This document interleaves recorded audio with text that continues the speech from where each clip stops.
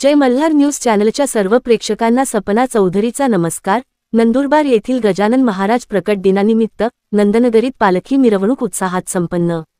गण गण गणात बोते, गजानन महाराज की जय, टाळ मृदंगाच्या तालात भक्तिगीतांनी पालखी मिरवणुकीने शहरवासियांचे लक्ष वेधून घेतले। महिला पुरुष भाविक मोठ्या संख्येने पालखी मिरवणुकीत सहभागी झाले होते।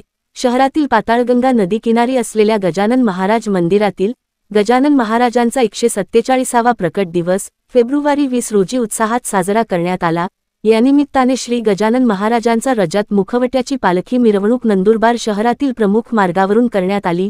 पालखी मिरवणुकीत मोठ्या संख्येने भाविक सहभागी झाले होते। पालखी मार्गावर रांगोळी काढून अंगण सुशोभित करण्यात आले।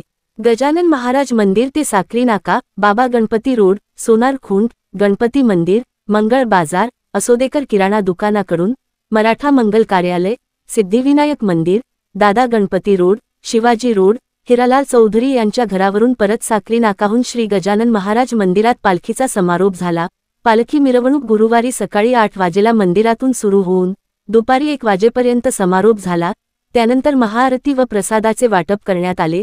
प्रकट दिन उत्सव सोहळा यशस्वीतेसाठी सद्गुरू सेवा संस्थानचे अध्यक्ष हिरालाल चौधरी यांच्या मार्गदर्शनाखाली प्रकाश छगन चौधरी, चिदानंद तांबोळी, श्रीराम दाऊदखाने, मुकुंद राळेगावकर, दिलीप जोशी, महेश परदेशी, पुजारी विपुल कुलकर्णी, विशाल कुलकर्णी आदींसह भक्तगणांनी परिश्रम घेतले।